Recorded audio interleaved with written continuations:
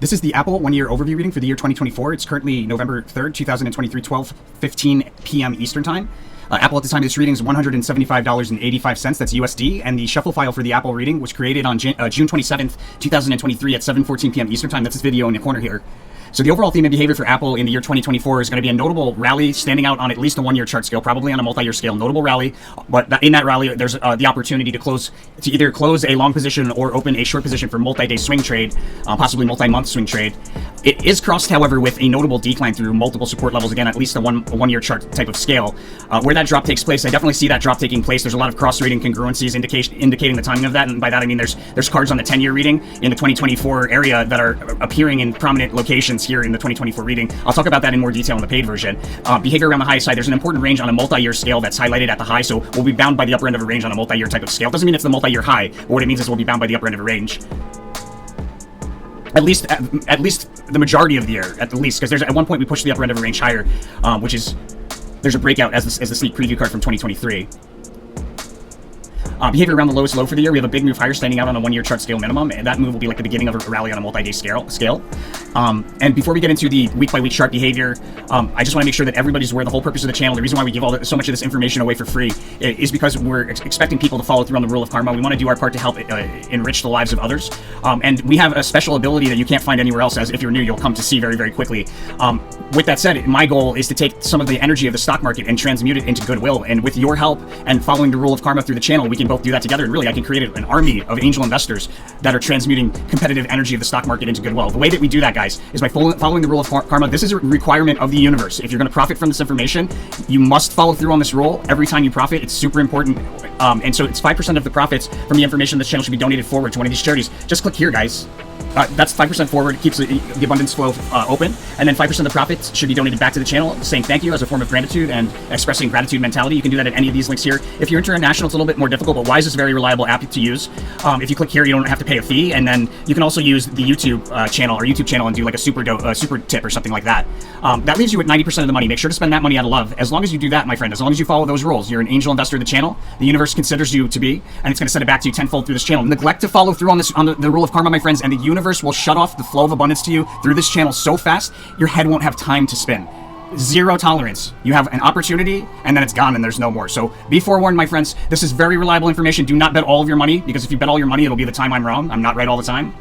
Trade responsibly, you'll have a sick edge utilizing this. So let's get into it again. So behavior around the early January, the way that you actually read one of these one-year readings, guys, is each one of these clusters of 4 cards represents a month. So going from left to right, January, February, March, April, May, June, July, August, September, across, right? And so we have 2 weeks of time represented by each of these tarot cards going across horizontally. Not each tarot card's energy is going to line up perfectly with 2 weeks of time, so it's important to understand that you have to give it a little wiggle room, about 2 weeks of wiggle room at some points. The timing is going to be on point for the majority of it, and for the most part for the really important moments, but there might be moments where the chart behavior is off a little bit. If you give it about 2 weeks wiggle room in those moments, the accuracy is like 98%, guys. So you want to make sure to follow the sequence of events when you do find yourself in a situation like that, and it'll keep you on track. But in early January, we have a significant high here. It's probably going to act as our first significant high for the year, and there's a reversal early in the month that'll stand out prominently. The high for January, which is likely in the early part of January, forms when out of a decline, we have a big move higher from the bottom of the range to the top of the range. So if we look at the 2023 reading, in December, we're kind of declining into an important low. Probably we have a lowest low somewhere here in December, in November, December, but at the end, we're in a decline as we enter into 2024, and then there should be a reversal and a move from the bottom of the range to the top of the range to create a prominent peak for the year thus far. A significant decline towards the later part of January, and there'll be an important resistance level highlighted near the low of January, at which it'll be a resistance that we failed to break through many times before. Like we met it many times, like on a multi-day scale, and failed to break through it, and that'll be highlighted near the low. Looks like we rally into February. There's a prominent crest in February. We have a failed attempt. Matter of fact, we have a failed attempt. It looks like in February early on, there's a failed attempt at that same resistance that we're talking about near the low of January. In early February, there's a failed attempt to break through it, and then a decline through key support, and it looks like we go lower into February. So a bit mixed, starting out bullish in early February, but then turning into a decline. I think we probably see a prominent low there mid-month of February in the midst of a period of volatility and a sharp drop. The behavior around the high for February will be a prominent peak. We'll have a period of sideways rotation near the high for February, with a sharp drop standing out in that period of sideways rotation. There's also some cross-reading congruency energies going on here, and I'm picking up on a price level that we're going to have, like the same price price level is probably going to be highlighted like between somewhere here in late February and then again in like April. Yeah, in February and April. Interesting. So in any case, that volatility, there is a bit of a rally there in late February in the midst of that volatility. So there's a sharp drop that'll stand out and a rally there. And I say that because out of the February low, there's the Magus card at the low indicating a significant move to the upside out of the low. There's also correlations in orange to the Ace of Wands energy. So that rally in the midst of the volatility will take us into March, reaching for a distant resistance. So we'll break through at least one key resistance on a multi-day scale, at least one. Usually it's like a really distant one, more than just the next one, like several. Big move higher on a multi-day scale. But when we meet the high for March, which I think we'll probably meet a high for March towards like the third week of March or mid-March, somewhere in there, we have a significant decline back down. To revisit the low that we either had. It's either we had a low here in early March followed by that notable move higher out of it and then back down to revisit that low in late March, or it's the low from February that we're revisiting here in late March. Either way, we attempt to establish support in late March, and I'm advised not to chase the decline there. It'll be a prominent low for like on a 1 year chart scale. So towards the end of March, there's a significant peak or crest there. So a lot of mixed behavior in March. Big move higher early March out of trough, decline back down to a significant trough that we've already visited either in early March or in late February. We attempt to establish support there. I'm advised not to chase the decline into that revisiting of a trough. It might be a little lower than the one in early March. And then there's a significant move, it looks like, prominent move higher and a full retracement of that move. Prominent move higher probably into the very edge of March, and then a full retracement of that move back down in early April. There's a correlation in April in yellow to the ruin card, so probably the retracement there in April to a trough. Decline increases with momentum moving forward into the low. The high forms when we have a period of volatility and that ends with a fast sudden move higher, and then there's 3 pokes through the same price level in late April followed by a sharp decline. And there's a trade opportunity in April that I'll talk about in the paid version as well. Guys, if you're interested in the paid version, it's a really great way to support the channel, and if you utilize this information regularly, it's really the right thing to do. Let's take a look at 2023 real quick and see how we were doing for Apple in 2023. And if you're wondering, the 2023 reading was created October 10th, 2022 at 1:53 p.m. Eastern Time. It's now November 3rd, so over a year ago, still being utilized today. Let's take a look and see how it's looking. As predicted, we had a highest high in June, July. And you can see right here, first had a highest high thus far right on the edge of June, July, and then at the very end of July, we had the highest high to date. Nailed those. There's also out of the decline from the July high, that was supposed to be opportunity, like a significant decline there off of the July high. That stands out, right? And then off of the August high, the decline there would offer an opportunity to open up a long position, and you can see how that took place. What's interesting is that the low in September is the Princess of Swords, indicating that we would be able to make money from that price level. We'd be able to make money in both directions at some point in the near future. So my sense is that we probably go low, significantly lower here than this price level, because that's really not much of a move. If we're talking about starting with this as the mean, we want to see a lot of movement this way and a lot of movement this way, right? So we're still looking for the downward side to that. But this is looking very, very accurate. This is looking very accurate. The decline in early November, yeah. So this is looking like it's going to get bearish, guys. But this is a super accurate reading. We didn't actually pinpoint where the lowest low is. We can't always do that, guys. And in this reading, it doesn't look like we were able to pinpoint the lowest low. I don't really see anything indicating to me that I'd seen it. But looking at it here, I think the lowest low for the year is probably here on the cusp of November or somewhere in December with this death card. Apple's not the only one that's got the death card here in November. I think a lot of the lows for the years are going to be here. Super, super accurate, guys. This was posted over a year ago. It was posted in 2022, my friends. 2022. Okay, so if you're interested in getting any crypto or ticker symbol covered, you can do so by the channel here at Our Services, SO Meta Posts. Scroll down to 1 year report, click here. Specify the year. Right now 23, 24, 25 are available, soon 26. And then you specify the crypto symbol or ticker, please one crypto symbol or ticker symbol, that's it, and purchase. And we get on working on that right away. It takes up to 3 weeks because we do it around astrological influences. But those are super, super accurate. You can go check out the majority of the 2023 readings and see what their accuracy was just by going to our YouTube channel, Tarot for Traders, right here, and clicking, just clicking on 2023 readings in the playlist right here. Sorry, in the playlist right here, all 2023 predictions. What you get from the paid version is not just like the best trades, but also we pinpoint where the highest highs for the year are and the lowest lows for the year are. We pinpoint what trades we don't want to make because there's some sort of risky behavior. We also talk about trades from a multi-year standpoint, if there's trades that are relevant from a multi-year standpoint. So a lot of information, as well as any type of price level information that we might extrapolate from our analysis. That would be in the paid version as well. And then Apple will compare with the performance of the overall market as well to see which one outperforms. All of that stuff's in the paid version. Much appreciation to those of you that go ahead and do that, because it really does support the channel, and the channel definitely relies on that support in order to keep putting out this content. Blessings to you for that. And let's continue onward through the reading. So here, I think in late April, we've got it's either the same price level that I was picking up in late February that we're kind of like revisiting here, or it's another important one. But what we'll have is a low early in the month of February, a slightly higher trough in mid-February, and then a significant crest that'll stand out on a 1-year chart scale towards like the third week of February, and in the midst of that we should see 3 pokes through the same price level and a sharp drop. There's a cross-reading congruency here, so there's really this is an important price level. Cross-reading congruency, in other words, the 2023 card is the Starro card. The 2023 card on the 10-year reading is the Starro card, so it gives it extra prominence there.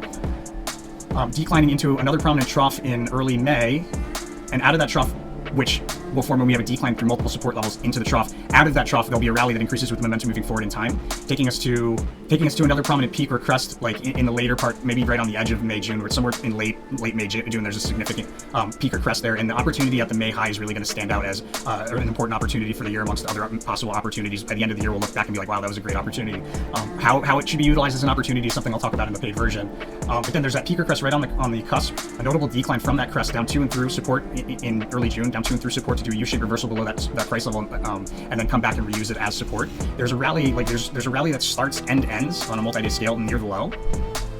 A lot of price change in late June. The Ace of Swords is also indicative of an important price level, which I'll talk about more in the paid version, but into the June high, we'll have a rally increasing with momentum moving forward in time. We'll have a rally into the June high along a diagonal trend line, breaking through horizontal resistance to meet a second resistance, and then pulling back to somewhere between those 2 price levels. And when I see that pulling back to somewhere between those 2 price levels there around the edge of May, June, or in early June, that would be an indication for me to execute a trade I'll talk about in the paid version. So that price level in late June is important. We'll see a relatively higher price level and a relatively lower price level within close time proximity to that, most likely. There's a couple things the Ace of Swords can indicate, like one of them could be like a high for the year, although I'm not sure it does indicate that there. What we have in early July, after a trough on the cusp of June, July, we have a significant decline in the very, very beginning of July to an important trough on a 1-year scale, and an important technical price level is highlighted there in early July. An important technical price level on a multi-year scale is highlighted there in early July. We probably see that July low more than once in the midst of some mixed back and forth behavior, and a big move, unexpected move to the upside, reaching for the July high with like a sideways fluctuating rally and an unexpected amount of movement to the upside into the July high, which really is probably on the cusp of July, August, or maybe slightly higher in August. We create a peak in August that we sell off from pretty notably on a 1-year chart that'll stand out into an important trough. Off of that trough, there's a pop and drop. I believe that pop and drop probably takes us to a higher price level in August, so we'll see August high there mid-month, and then that's pop and drop, so we'll fall back down, revisit the trough, the August trough that we saw in the earlier part. And that'll happen with like a decline to and through support on a multi-day scale to meet a secondary support on a multi-day scale, and then we'll rotate sideways along that support there, rallying a little bit into the end of August or early September.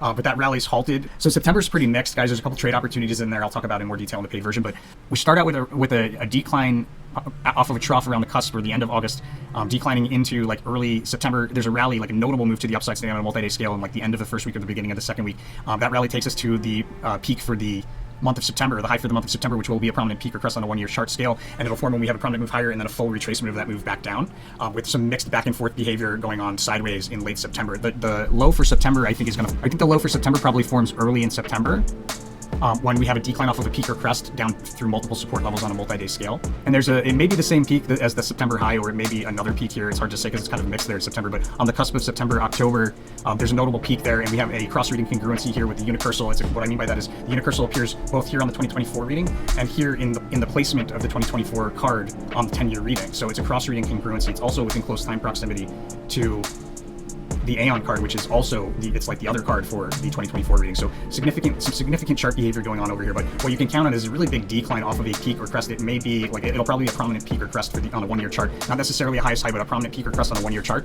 And it'll form when we break the resistance briefly, we stay above it briefly, and then we break back down through that same price level shortly thereafter, creating a peak. It'll start with like a notable rally that'll stand on a multi-day scale. That's an opportunity I'll talk about in more detail in the paid version. And then we fall back down and we end up in lows mid-month. October lows we end up. Yeah, October lows mid-month. There's erratic behavior back and forth through the same price level in October. October's looking pretty mixed too, but there's a sharp drop there in the beginning, in early to mid-October.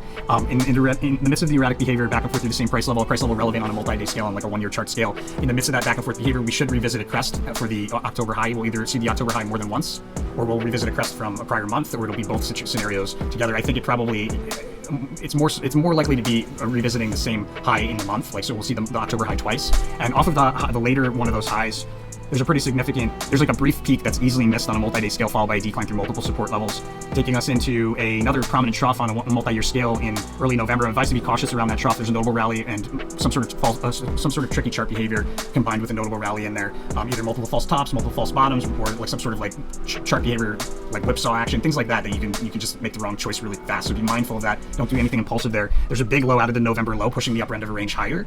A pretty notable opportunity near the November high, which I'll talk about in the paid version. And we have a failed attempt to break through key resistance on a multi-day scale in late November, followed by a decline through key support.